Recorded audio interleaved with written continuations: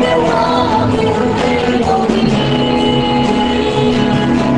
န်မာနိုင်ငံသားဇိုမီချင်းမျိုးသားတို့ရဲ့ရိုးရာပွဲတော်တစ်ခုဖြစ်တဲ့ခွာရိုပွဲတော်လို့ခေါ်တဲ့ကောက်တစ်စားပွဲတော်ကိုဩစတြေးလျနိုင်ငံဘစ္စဘင်းမြို့မှာရှိတဲ့ဘူးဒီရက်ကွက်ကစိန့်ပေါလ်ဘုရားကျောင်းခမ်းမမှာကျင်းပပြုလုပ်နေကြတာဖြစ်ပါတယ်။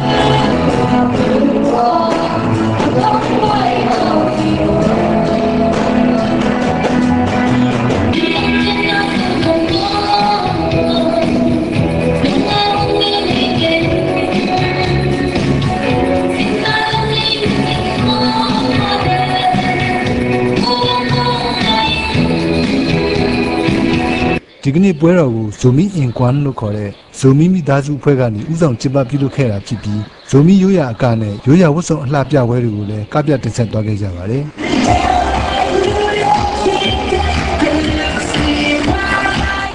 ဩစတြေးလျနိုင်ငံကွင်းစလန်းပြည်နယ်မှာရှိတဲ့ဘစ္စဘင်းမြို့မှာမြန်မာနိုင်ငံကနေရွှေ့ပြောင်းနေထိုင်ခွင့်ရခဲ့တဲ့ဇိုမီချင်းလူမျိုး150ခန့်ရှိနေပြီလို့လည်းသိရပါတယ်ခင်ဗျာ။ကျွန်တော်ခင်မောင်လတ်ပါ။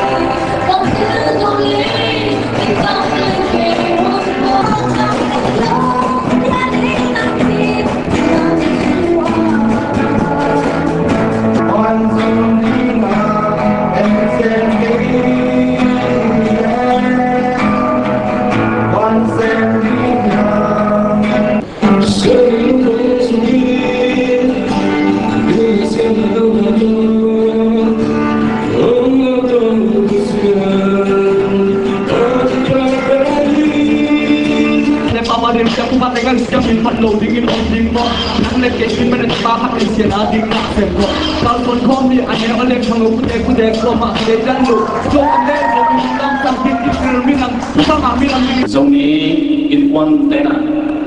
nasa takin bay ho mai mo na mi ma khap cher bay ho te to ban am te sa khen khang lui ngai na no te hile a hai pe ka bi phiao chong Brisbane khosa ba imokin ke ma ya atu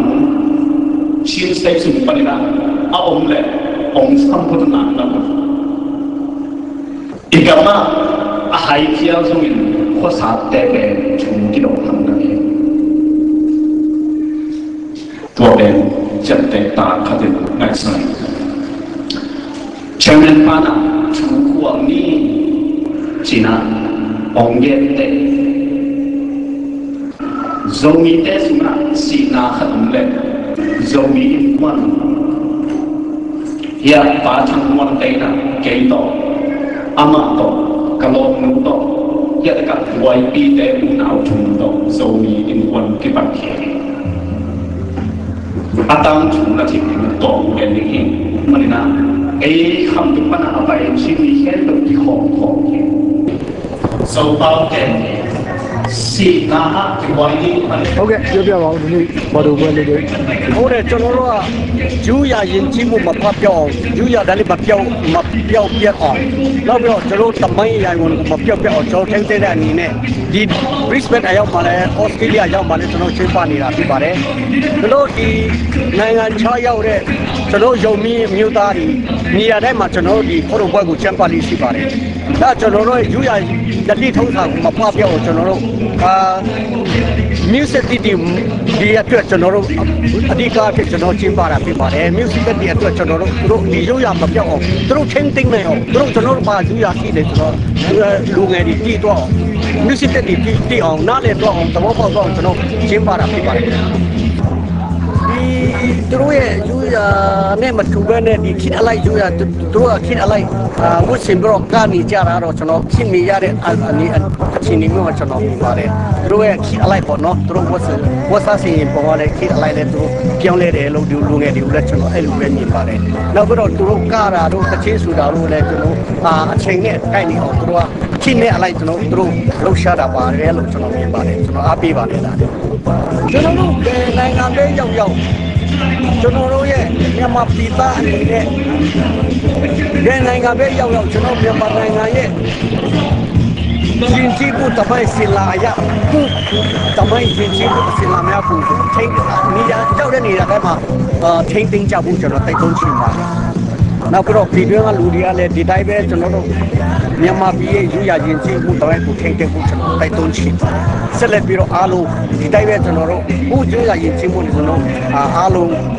ကျမ်းမာဆွမ်းလန်းစွာနဲ့